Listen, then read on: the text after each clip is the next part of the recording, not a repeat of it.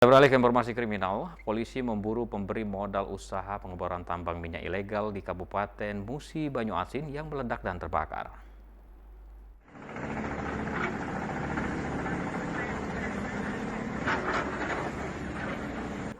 Setelah 1 bulan atau tepat pada 11 Oktober lalu terbakar, api kebakaran tambang minyak ilegal di Desa Keban 1 Sangadesa Kabupaten Musi Banyuasin belum juga bisa dipadamkan.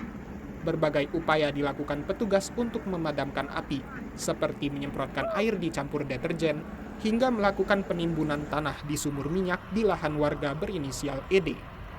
Meski sudah mulai mengecil, 2 sumur minyak ilegal yang juga berada di Desa Keban 1 kembali meledak setelah ada seorang warga yang berusaha mencuri minyak di sumur yang sudah ditutup oleh petugas.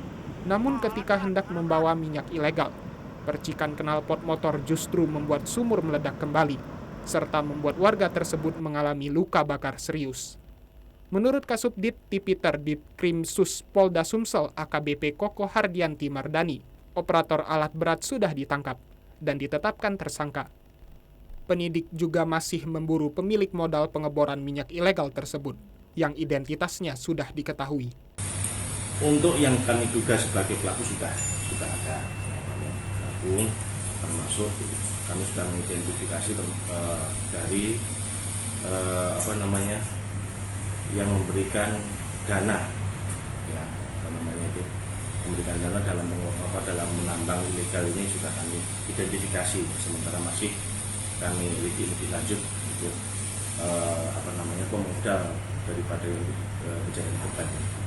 Sedangkan 2 titik sumur minyak ilegal dengan tersangka Rojali yang sudah ditutup masih diselidiki karena ada korban jiwa yang kini dirawat di rumah sakit akibat luka bakar. Romiko, TVRI Sumsel melaporkan.